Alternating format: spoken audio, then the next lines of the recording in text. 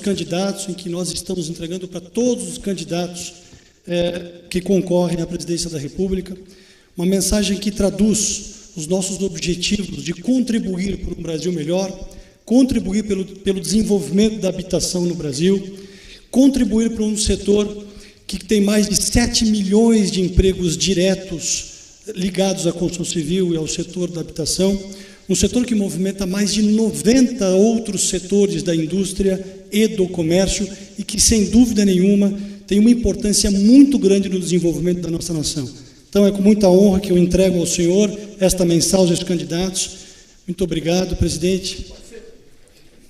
Muito obrigado, viu?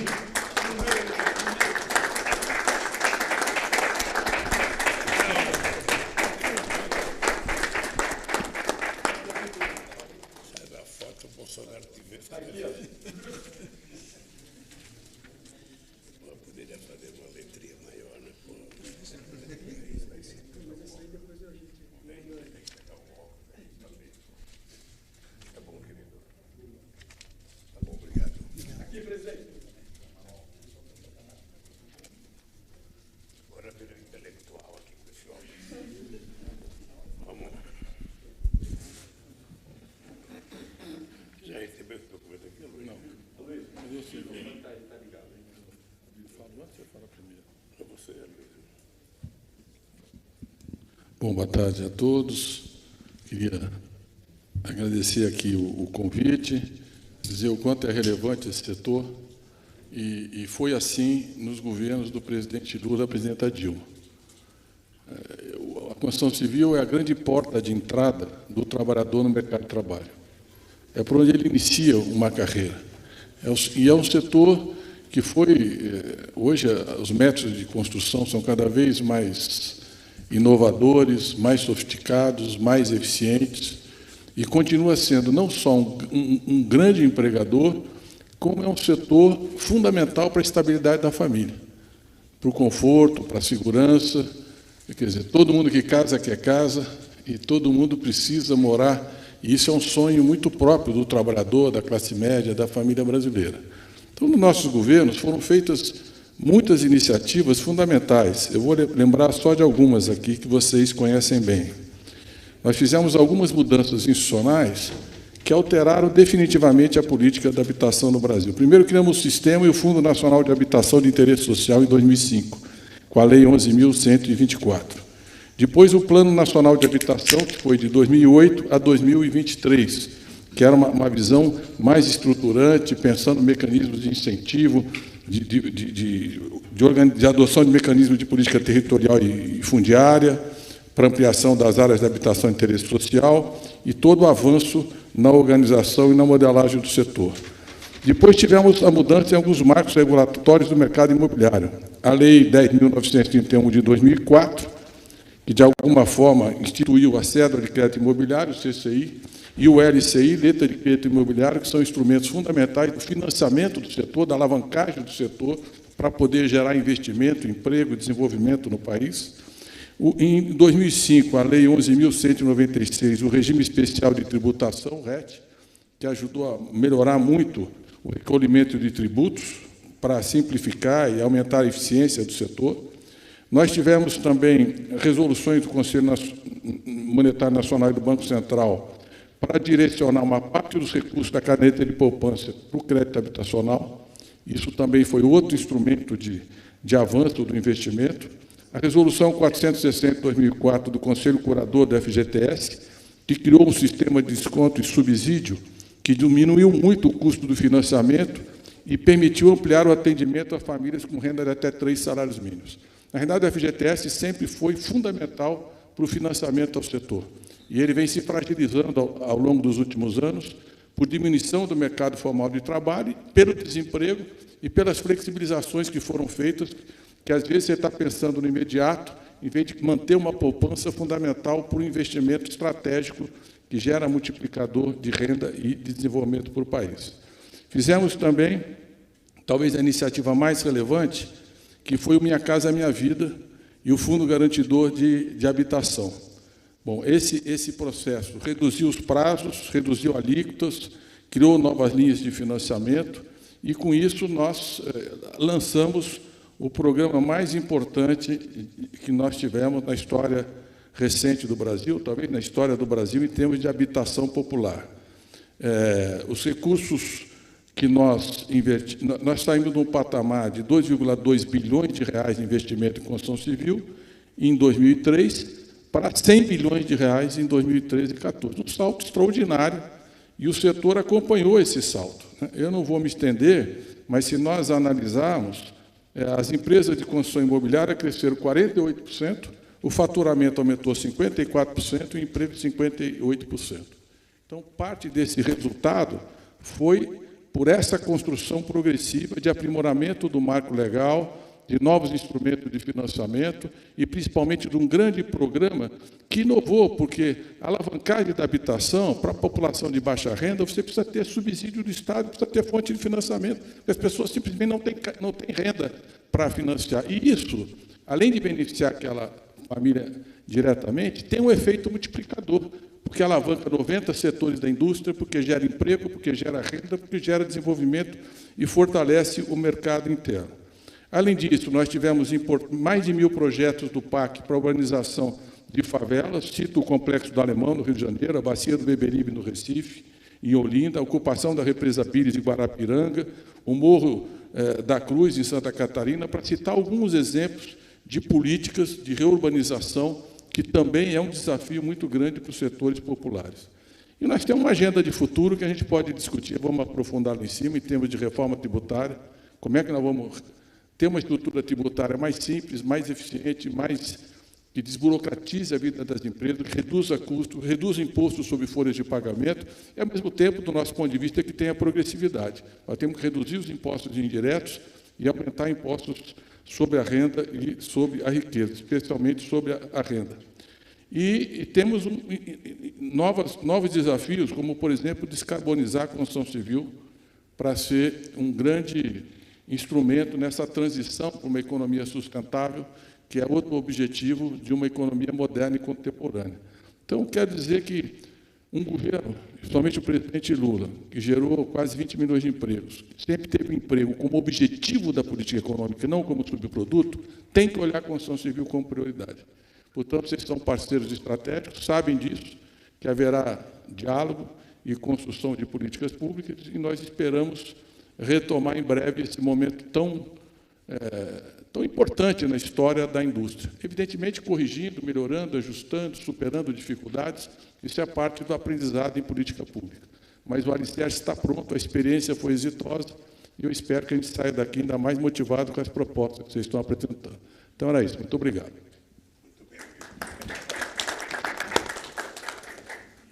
Olha, cumprimentar o presidente Lula, Aloysio, Rodrigo Luna, saudando aqui o Secov, Sinduscom, a CEBIC, Câmara Brasileira da Indústria e Construção. Permito uma saudação afetiva ao Romeu Chap-Chap.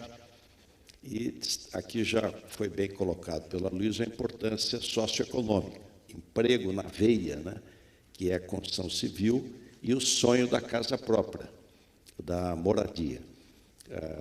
Eles colocavam, presidente, a questão dos juros. Quando os juros vai para mais de 2 dígitos, né, isso cria um problema para o setor. Enfim, acho que o Minha Casa Minha Vida, que a origem nasceu aqui também no Secov, né, Romeu? Ela foi um sucesso. O Silvio Torres está aqui conosco, foi meu secretário da Habitação, e aqui em São Paulo a gente ainda complementou Minha Casa Minha Vida com Casa Paulista, que o terreno era mais caro, enfim. Então, deu uma complementada aqui. Eu não tenho dúvida de que o novo mandato do presidente Lula vai a moradia e o Minha Casa Minha Vida turbinado aí para poder gerar emprego, gerar moradia e receber as propostas de um setor tão estratégico para o nosso país, como é Secov, Sinduscom, CEBIC, enfim, as entidades todas aí. Parabéns.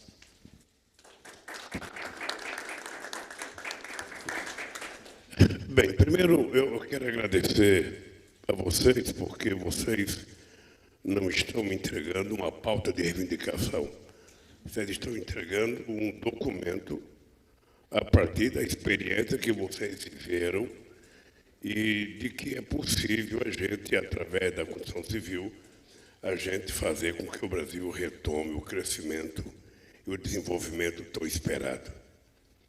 Eu acho que vocês se lembram de que todas essas conquistas aqui, que a Luísio Mercadante citou na construção civil, não foi uma obra do meu governo, foi uma construção que nós fizemos junto com os empresários.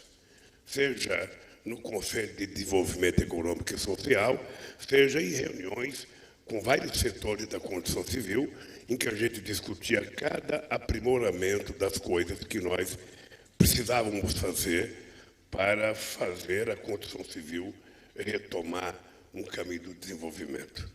Vocês lembram que a primeira entidade a discutir o Minha Casa Minha Vida comigo foi, eu chamei a BDIB, Daniel Godoy, se não me fala, o presidente da BDIB, Paulo Godoy. E eu queria pedir do Paulo a opinião, qual era a capacidade que a construção civil tinha de fazer um grande programa habitacional. A minha frustração foi muito grande, porque o Paulo Godoy me disse 200 mil casas. Eu disse, Paulo, 200 mil casas não é um grande programa. Esse é um pequeno programa, um país do tamanho do Brasil, que naquela época tinha um déficit habitacional de 7 milhões de casas. Aliás, desde a campanha do doutor Ulisses Guimarães, em 1974, que o déficit de 7 milhões de casas. Ou seja, você constrói, mas o déficit continua sendo 7 milhões de casas. Eu falei, Paulo, isso não é número. Aí fui procurar o companheiro Guido Mantega, que era ministro da Fazenda, e propus ao Guido o seguinte, Guido, eu quero um grande programa habitacional. Aí o Guido veio com 500 mil casas. Eu falei, Guido, não é um grande programa, nós precisamos fazer um programa maior. Aí, depois de muita discussão, nós chegamos a 1 milhão de casas. E algum de vocês se lembram, esse programa foi lançado em 2009, mas eu só completei 1 milhão de casas dia 29 de dezembro de 2010, na cidade de Salvador, junto com o companheiro Wagner, que era o governador do estado. Mas depois as casas começaram a ser construídas mesmo a partir de 2010.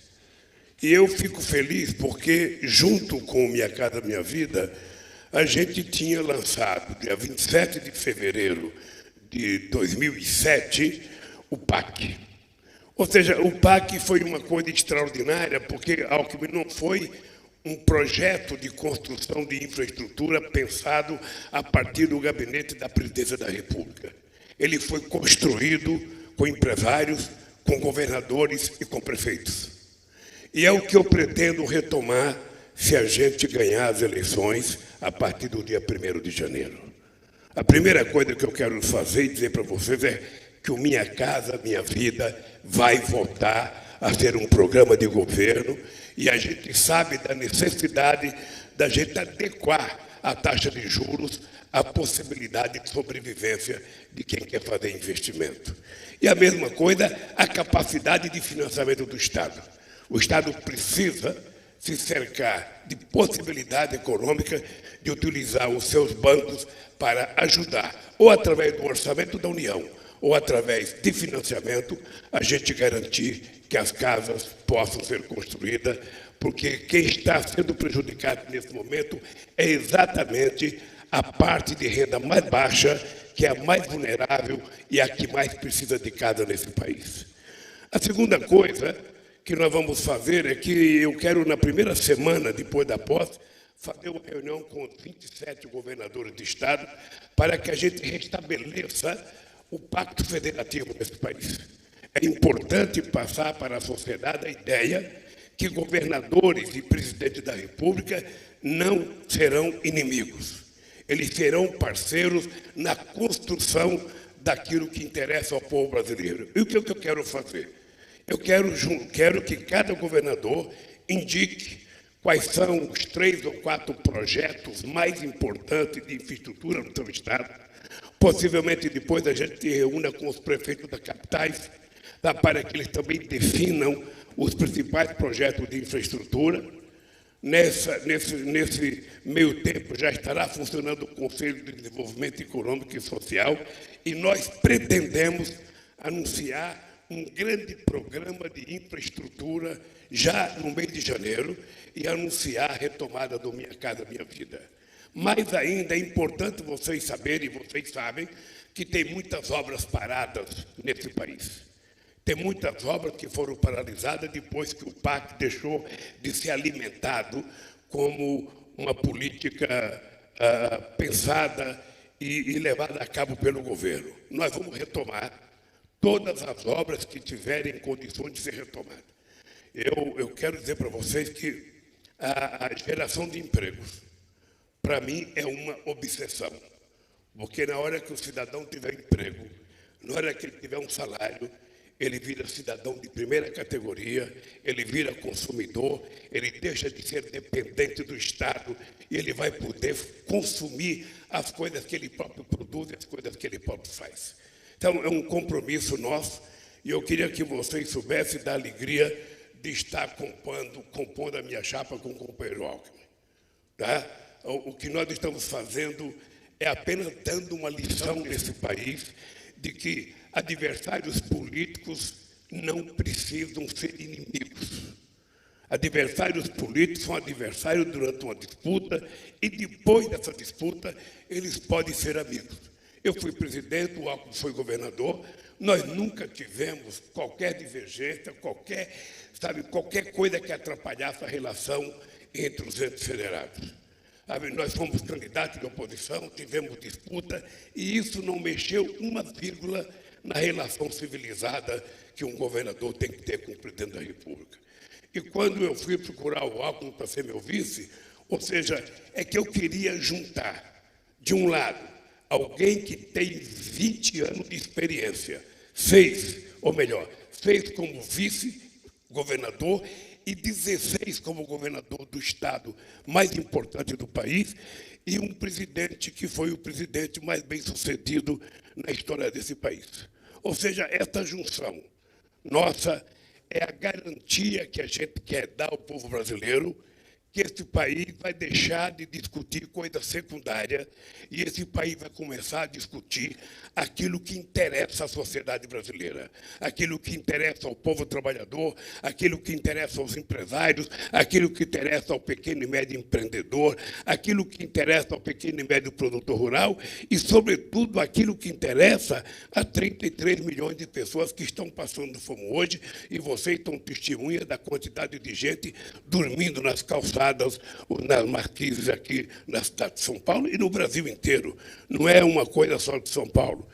E eu acho que nós temos condições de, juntando a nossa experiência, a gente dizer ao Brasil que o Brasil vai voltar a sorrir, que o Brasil vai voltar a ter emprego, que o Brasil vai voltar a crescer e que uma parte dessa riqueza vai ser distribuída em benefício para a sociedade brasileira.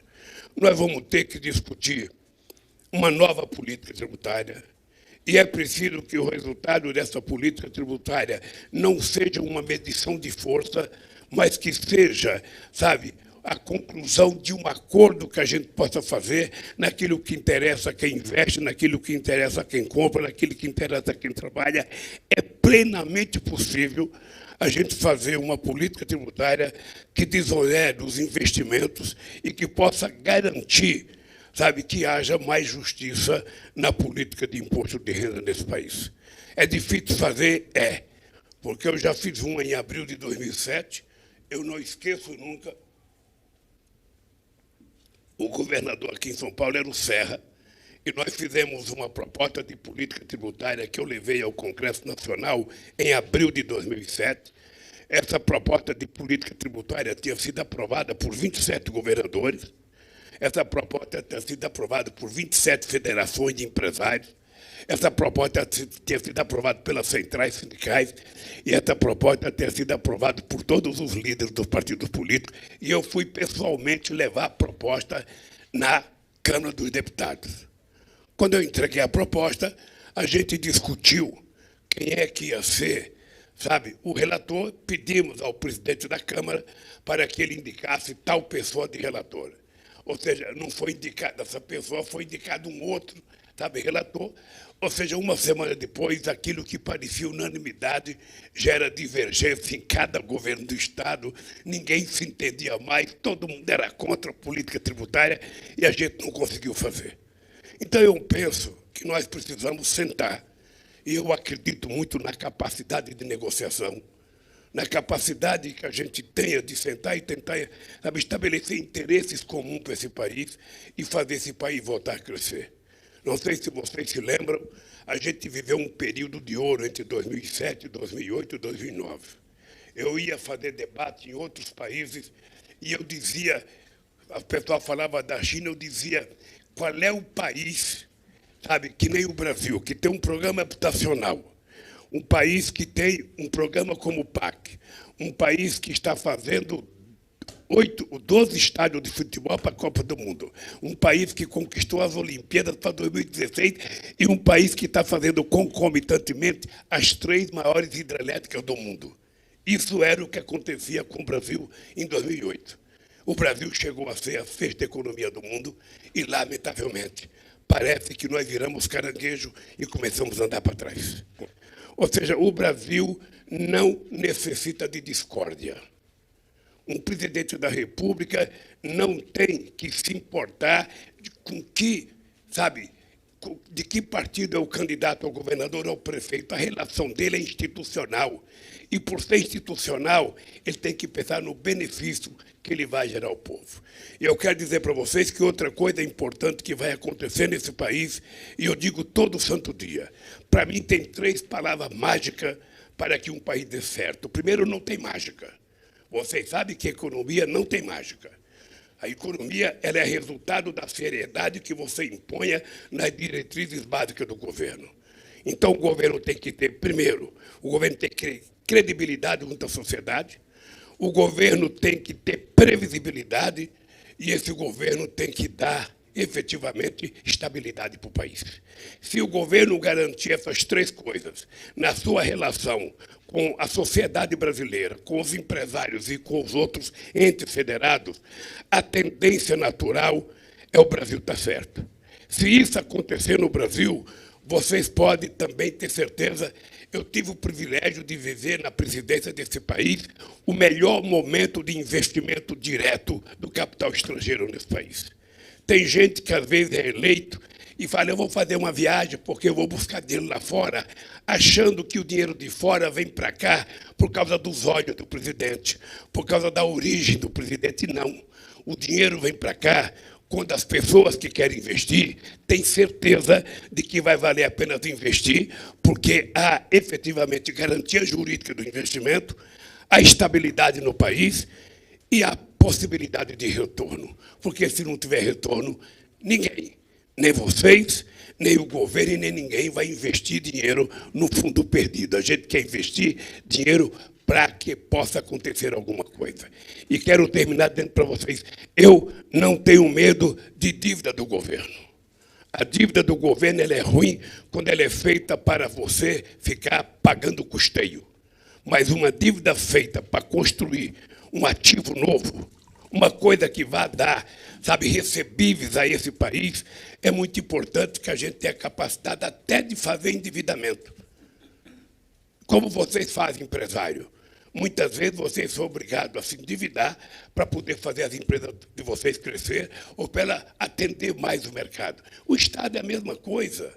A gente não tem que ter medo, a gente não tem que ter medo de colocar. Eu digo sempre o seguinte, Alckmin, tem gente que fala, a prefeitura tem 5 bilhões em caixa, o governo tem 10 bilhões em caixa.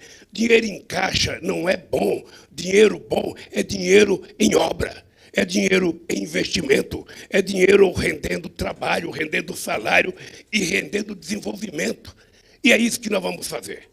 Eu não preciso fazer promessa para vocês, porque vocês já tiveram 8 anos de experiência comigo. O Alckmin não precisa fazer promessa para vocês, porque vocês já tiveram 16 anos de experiência com ele. E eu sou daquele tempo em que a gente, sabe, tem que entender que a única coisa que faz com que um governo dê certo é a seriedade com que o governo trata, sabe, os seus compromissos.